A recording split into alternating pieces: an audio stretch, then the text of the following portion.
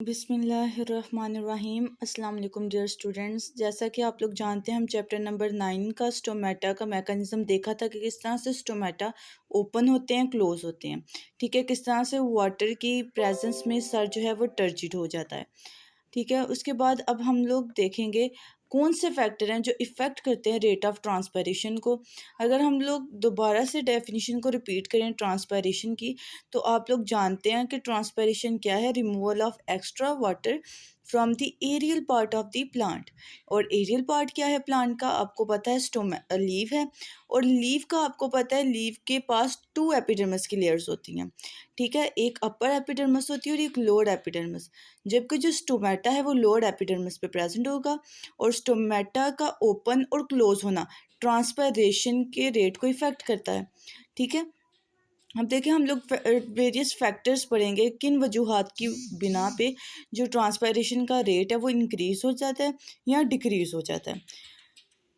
तो सबसे पहले है हमारे पास टेम्परेचर। तो अगर हम टेम्परेचर की बात करें तो हम टेम्परेचर को रिलेट कर सकते हैं इंटेंसिटी ऑफ लाइट से। यानी कि जितनी ज़्यादा सन लाइट होगी, जितनी ज़्यादा इंटेंसिटी होगी लाइट की, तो इसका मतलब क्या है कि इंटेंसिटी का मतलब क्या होगा कि उसका टेम्परेचर, जैसे आपको पता है कि अगर बहुत ज़्यादा गर्मी है तो वो कैसे हो रही है? क्योंकि सूरज की शुआएँ बहुत ज़्यादा होंगी। ठीक है, इंटेंसिटी ऑफ लाइट बहुत ज़्यादा होगी। अब देखिए टेम्परेचर की बात करेंगे तो increase in temperature result increase in the rate of transpiration. यानी कि जितना ज़्यादा सूरज पीक पे होगा, जितनी ज़्यादा इंटेंसिटी होगी लाइट की, जितना टेम्परेचर इंक्रीज़ होगा, उसका मतलब क्या है कि वाटर ज़्यादा इवेपोरेट करेगा। इसमें मैंने आपको एग्जांपल दी थी। फॉर एग्जांपल, आप लोग वाटर बॉयल होने के लिए रखते हो, आप उसको स्टोव को जितना ज़्यादा इंक्रीज़ करते हो, उसका टेम्परेचर जितना इंक्रीज़ करते हो, वाटर उतनी तेज़ से बॉयल होगा और स्टीम बन के आपके इन्वायरमेंट में वापस चले जाएगा। इसी तरह से प्लांट के केस में क्या होता है? प्लांट आपके इन्वायरमेंट में प्रेजेंट है, सॉइल में। वहाँ पर अगर टेम्परेचर बहुत तेज़ी से इंक्रीज़ होता है, फॉर एग्ज़ाम्पल अगर 12 बजे का टाइम है, 12-1-2 का, तो उस टाइम पे बहुत ज़्यादा इंटेंसिटी होती है लाइट की। तो उस केस में टेम्परेचर हाई होने की वजह से ट्रांसपैरेशन रेट इंक्रीज़ होगा, वाटर वेपर्स की फॉर्म में इन्वायरमेंट में चला जाएगा। ठीक है, अब वाटर जब इवेपोरेट होकर जाएगा तो आपको पता है इससे जो एरिया होगा उस ट्री के इर्द गिर्द वो कूल डाउन होना शुरू हो जाएगा। ठीक है, उसके अलावा आप लोग देखो ट्रांसपैरेशन रेट की वजह से रेन के जो चांसेस वो बहुत ज़्यादा इंक्रीज़ हो जाते हैं। कैसे इंक्रीज़ होते हैं? अगर ट्रांसपैरेशन रेट होता जाता है तो उस केस में क्या होता है, जो वाटर वेपर्स की फॉर्म में आपके इन्वायरमेंट में चला जाता है, वो क्लाउड्स की फॉर्मेशन में हेल्प आउट करता है। जब वो क्लाउड्स बना देगा तो क्लाउड आगे से रेन का काज बनेंगे। ठीक है, it is due to fact that at higher temperature water evaporate more quickly. यानी कि जितना ज़्यादा आपके पास टेम्परेचर होगा, उतनी ही तेज़ से वाटर क्या करेगा? इवेपोरेट हो जाएगा। ये था आपके पास टेम्परेचर। उसके बाद देखिए सेकंड पॉइंट है आपके पास विंड। विंड यानी हवा की बात की जा रही है। ठीक है, ड्राई एयर की बात की जा रही है। अगर आप लोग इसमें एयर 2 टाइप्स की आ जाती हैं। एक एयर होगी ह्यूमिड एयर। ठीक है, जिसमें क्या है? ऑलरेडी वाटर की कंसंट्रेशन है। अगर ऐसी आपके पास एयर है जिसमें वाटर की कंसंट्रेशन है, यानी कि ह्यूमिड है, यानी कि नमी वाली है, तो इस तरह से क्या होगा? जो ट्रांसपैरेशन का रेट है वो बहुत ज़्यादा कम हो जाएगा। ठीक है, अब देखें लिखा हुआ है wind speeds up transpiration by carrying away humid air surrounding with the leaves allowing for more water to evaporate. यहाँ पर आपको ये नहीं कहा जा रहा कि ह्यूमिड एयर की वजह से ट्रांसपैरेशन का रेट इंक्रीज हो जाएगा, बल्कि क्या कह रहे हैं, अगर विंड जो है ह्यूमिड एयर को बहुत तेज़ से अगर हवा चलती है, तो वो अगर नमी वाली एयर को बहुत ज़्यादा प्लांट के लीव से दूर ले जाती है, तो उस केस में क्या होगा? ट्रांसपायरेशन रेट इंक्रीज हो जाएगा, स्पीड अप हो जाएगा। यानी कि उस टाइम पे आपके पास क्या हो जाएगी? मूविंग एयर हो जाएगी। और वो मूविंग एयर कौन सी होगी? Dry air, not a humid air. ठीक है स्टूडेंट्स, ये आप लोगों ने बात याद रखनी है। अगर आप लोग बात करते हैं ह्यूमिड एयर की यानी नमी वाली, तो उसमें तो ऑलरेडी आपके पास मौजूद है पानी, तो उस केस में क्या होगा? ट्रांसपरेशन रेट लो हो जाएगा। लेकिन अगर क्या होगा कि विंड की वजह से वो ह्यूमिड एयर प्लांट के लीव से दूर चली जाती है, उस केस में क्या होगा? ट्रांसपरेशन रेट इंक्रीज हो जाएगा, वाटर बहुत तेज़ी से इवेपोरेट करना शुरू हो जाएगा। उसके बाद आपके पास थर्ड पॉइंट है ह्यूमिडिटी का। ह्यूमिडिटी का मतलब क्या है? नमी। ठीक है। जितनी ज़्यादा वो कहते हैं आपके पास ह्यूमिडिटी होगी, यानी कि जो वाटर वेपर्स की कंसंट्रेशन आपके एटमॉस्फेयर में वो ज़्यादा होगी, यही मैंने आपको बताया अभी। तो उसकी वजह से क्या होगा, ट्रांसपायरेशन रेट लोअर हो जाएगा, क्योंकि ह्यूमिड एयर का मतलब क्या है, उसमें ऑलरेडी वाटर के कंटेंट प्रेजेंट है और मज़ीद जो है वाटर एवेपोरेट होकर एयर में नहीं जा सकेगा, क्योंकि उसके लिए आपको टेम्परेचर की ज़रूरत है, उसके लिए आपका एयर का हॉट होना ज़रूरी है। उसके बाद है आपके पास नेक्स्ट पॉइंट, लास्ट है आपके पास, that is surface area and distribution of stomata.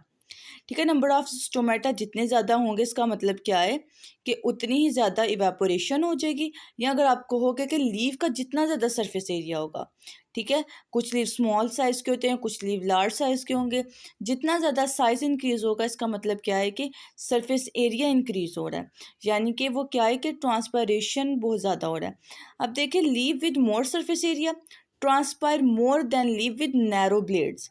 Blade क्या कहते हैं, जो लीव का कंप्लीट पोर्शन होता है ग्रीन वाला, उसको कंप्लीट को आप लोग बोलते हैं लीफ ब्लेड। तो यानी कि जितना ज़्यादा लीव जो होंगी ब्रॉड होंगी, बड़ी होंगी, तो उनके अंदर ट्रांसपायरेशन रेट उतना ही ज़्यादा होगा as compare to those leave that are narrow. ठीक है। इन मोस्ट प्लांट के बारे में कह रहे हैं कि जो नंबर ऑफ स्टोमेटा है ऑन द लोअर लीफ, यानी कि लोअर एपिडर्मिस की बात की जा रही है, अगर वो ज़्यादा होंगे ऑन दी अपर सरफेस, ठीक है, यानी कि क्या कह रहे हैं, मोस्ट प्लांट्स में क्या होता है, जो स्टोमेटा के नंबर हैं लोअर लीफ में ज़्यादा होते हैं देन दी अपर सरफेस। तो इस तरह से क्या होगा, ट्रांसपायरेशन का जो रेट है लोअर सरफेस से वो ज़्यादा हो जाएगा देन अपर सरफेस। क्यों? क्योंकि वहाँ पर आपके पास स्टोमेटा के नंबर ज़्यादा हैं। जितना ज़्यादा स्टोमेटा होगा, जितनी ओपनिंग ज़्यादा होगी, इसका मतलब क्या है, रेट ऑफ ट्रांसपायरेशन हो जाएगा, यानी कि आपका जो वाटर है, एक्स्ट्रा वाटर, वो रिमूव हो जाएगा प्लांट से और गैसेस एक्सचेंज में भी हेल्प आउट हो जाएगी। तो ये आपका एक टॉपिक फिनिश हो जाता है। यहाँ पर हम लोगों ने कंप्लीट डिटेल में पढ़ा है कि ट्रांसपायरेशन क्या होती है और उसके ऊपर किस तरह से फैक्टर्स डिफरेंट इफ़ेक्ट करते हैं ट्रांसपायरेशन के रेट को इंक्रीज़ या डिक्रीज़ करने में। अब हम लोग देखेंगे transport of water in plant. ठीक है, ट्रांसपायरेशन और ट्रांसपोर्ट कैसे एक दूसरे से मिलता जुलता है, क्योंकि ट्रांसपायरेशन में हमने वाटर का लॉस पढ़ा है, अब ट्रांसपोर्ट में भी हम लोग वाटर का ही ट्रांसपोर्ट पढ़ेंगे, पर ये ट्रांसपोर्ट ऑफ वाटर है, ये सॉइल से स्टार्ट होगी और प्लांट की बॉडी तक इसकी मूवमेंट होगी, यानी कि रूट से लेकर स्टेम से होता हुआ प्लांट की लीव तक का जो कंप्लीट आपके पास प्रोसीजर आता है, वो आप लोग पढ़ोगे transport of water in plants में। तो सबसे पहले देखिए, आपको बता रहे हैं कि जो रूट है वो एब्जॉर्ब वाटर जो जाइलम के लीव्स के अंदर होता है उसको पुश नहीं करती। देखें, root can not push absorb water to the leaves of the plant. ऐसा नहीं होता कि रूट अब्जॉर्ब कर रही है वाटर और उसके बाद उसको पुश कर रही है, पुश करने का उसमें सिस्टम नहीं होता, बल्कि ये क्या है, आपके पास पुलिंग इफेक्ट है। ठीक है, पुलिंग इफेक्ट कैसे है कि यहाँ पर आपके पास कंप्लीट प्लांट के अंदर रूट से स्टार्ट होकर शूट सारे सिस्टम से लेकर लीफ तक जितना भी है सारा प्लांट बॉडी, उसके अंदर जाइलम का पाइप लाइक स्ट्रक्चर होता है, जिसके अंदर आपके पास पुलिंग फोर्स अट्रैक्ट करती है। फॉर एग्जांपल, अगर आप लोग ग्लास लो, ठीक है, उसके अंदर आप लोग स्ट्रॉ रखते हो, तो आप लोग जब पानी को ऊपर की तरफ खींचते हो, सक करते हो वाटर को, तो इस केस में क्या होता है, आप लोग उसको पुश नहीं कर रहे, वाटर ग्लास उसको पुश नहीं कर रहा, बल्कि क्या हो रहा है, आप लोग उसको सक कर रहे हो। ठीक है, उसमें पुलिंग की फोर्स आ रही है, पुश नहीं हो रहा, वो क्या हो रहा है, पुल हो रहा है।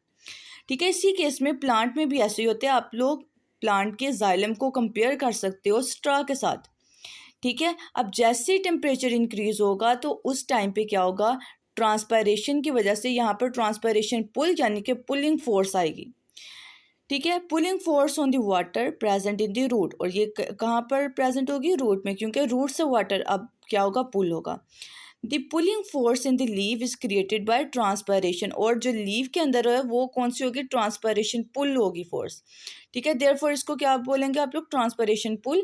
क्यों बोलोगे, क्योंकि जो लीव है वो सक करेगा वाटर को, क्योंकि लीव की नीड है, क्योंकि जो स्टोमेटा है वो कहाँ पर प्रेजेंट है, lower surface of the leave पे, तो वहाँ से वाटर रिलीज होना है, इस वजह से वाटर कहाँ से लिया जाएगा, रूट के थ्रू स्टेम से होता हुआ सक करेगा, यानी पुलिंग फोर्स उसके ऊपर अटैक करेगी और वाटर जो है कंप्लीट अपवर्ड मूव करना शुरू कर देगा।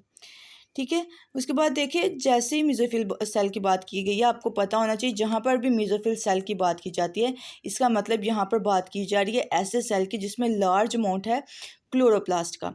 ठीक है। मेसोफिल टाइप सेल जो है आपने 2 टाइप्स के पढ़े हैं।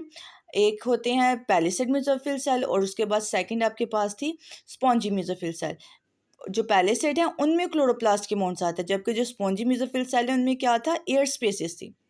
ठीक है। अब बता रहे हैं कि जो मेसोफिल सेल्स हैं लीव्स के, जब वो वाटर लॉस कर देते हैं, यानी कि वाटर उनकी बॉडी से सेल के अंदर से रिलीज हो जाता है, तो मोर वाटर जो है वो एंटर होता है, कहाँ से होता है, जाइलम वेसल से। ठीक है। यानी कि क्या बताया जा रहा है, लीव के पास जो ज़्यादातर मोस्टली वाटर आता है, अगर देखें रेन हो रही है तब तो लीव को डायरेक्टली कहाँ से मिल गया, अपने इन्वायरमेंट से वाटर, अदरवाइज उसको वाटर कहाँ से लेना पड़ता है, रूट से लेना पड़ता है, और with the help of xylem vessel.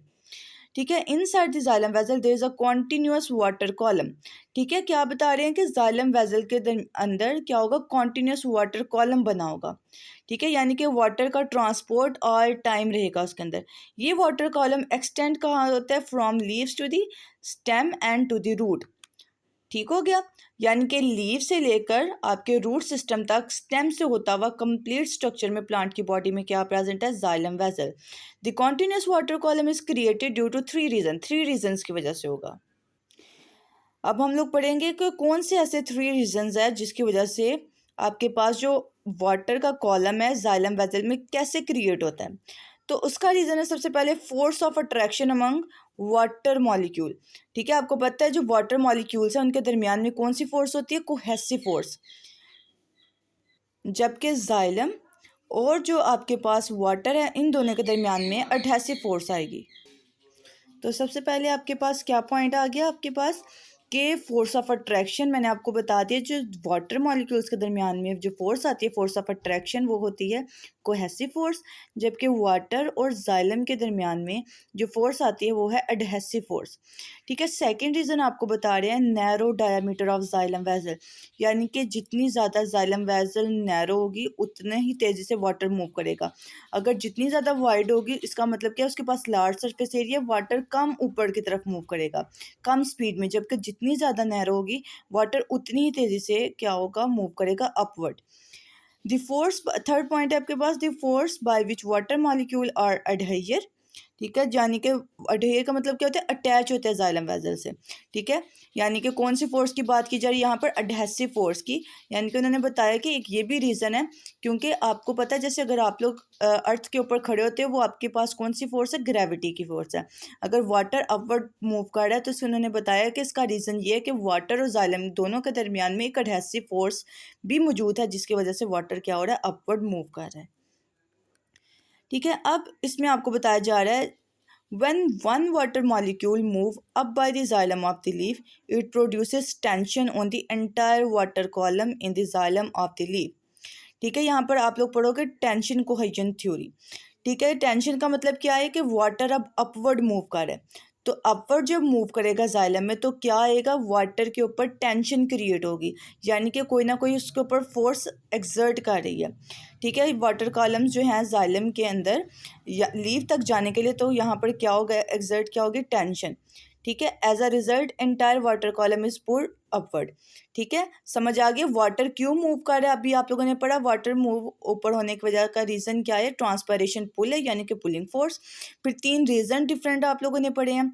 उन 3 डिफरेंट रीजंस के अलावा अब आप लोगों ने पढ़ा है कि जो वाटर मूव कर रहा है अपवर्ड डायरेक्शन में, उसके अंदर क्या रीज़न है, टेंशन आ रही है। यानी कि जो जाइलम के अंदर वाटर की अपवर्ड की डायरेक्शन में मूवमेंट है वो क्यों हो रही है, वो किसकी वजह से हो रही है, टेंशन की वजह से। ठीक है। तो यहाँ तक आप लोगों का कंप्लीट हो जाता है आज का टॉपिक। उसके बाद ज़रा हम लोग डायग्राम को स्टडी कर लेते हैं। स्टूडेंट्स, डायग्राम की तरफ अगर हम लोग देखें, सबसे पहले आपको एक प्लांट बॉडी दिखाई गई है। ठीक है, कंप्लीट ट्री। और इसका ये क्या है, लीव्स आपके पास हैं अपर पार्ट, यानी कि एरियल पार्ट है प्लांट का। यहाँ से क्या होगा, ट्रांसपायरेशन का सिस्टम होगा। ठीक है। उसके बाद उन्होंने आपको बताया है ट्रांसपरेशन का सिस्टम कैसे स्टार्ट होगा। सबसे पहले आपके पास रूट्स, रूट के अंदर रूट हेयर्स प्रेजेंट है, ठीक है, और रूट के अंदर से ही आपके पास जाइलम ऑफ रूट का सिस्टम स्टार्ट हो जाता है। जैसे ही वाटर आप लोगों का प्लांट एब्जॉर्ब करेगा तो वो अपवर्ड मूव करेगा, ठीक है। अपवर्ड जब मूव करेगा तो किसके थ्रू मूव करेगा? जाइलम वेजल्स के थ्रू। अब रूट में भी आपको पता चल गया जाइलम वेजल्स हैं। स्टेम के अंदर भी देखें आपके पास क्या है, जाइलम वेजल्स हैं। उसके बाद वाटर एट द एंड की तरफ पहुंचेगा, जाइलम के थ्रू लीफ तक पहुंचेगा, और यहाँ पर लीफ के थ्रू अब आप लोगों के पास लोअर जो लीफ का एपिडर्मिस पार्ट है वहाँ पर होगा स्टोमेटा, और इस स्टोमेटा की हेल्प से क्या हो जाएगा? ट्रांसपायरेशन, ठीक है, यानी कि एक्स्ट्रा वाटर का रिमूवल हो जाएगा। तो समझ आ गई स्टूडेंट आप लोगों को, यानी कि आप लोगों का स्टार्ट कहाँ से हो रहा है? रूट से। रूट वाटर को एब्जॉर्ब करेगा, जाइलम के थ्रू वो स्टेम तक पहुंचेगा, स्टेम से आपके upper part of the plant यानी कि लीफ तक पहुंचेगा। लीफ का जो लोअर एपिडर्मिस है वहाँ पर आपके पास प्रेजेंट होगा स्टोमेटा, और स्टोमेटा के थ्रू आप लोगों के जो प्लांट है उसका एक्स्ट्रा वाटर आपकी इन्वायरमेंट में वापस चले जाएगा by the process of transpiration. I hope student कि आप लोगों का आज का जो लेक्चर है वो कंप्लीट क्लियर हो चुका होगा। इंशाल्लाह हम लोग नेक्स्ट वीडियो में मिलेंगे नेक्स्ट टॉपिक के साथ। तब तक के लिए स्टूडेंट्स, अल्लाह हाफिज़।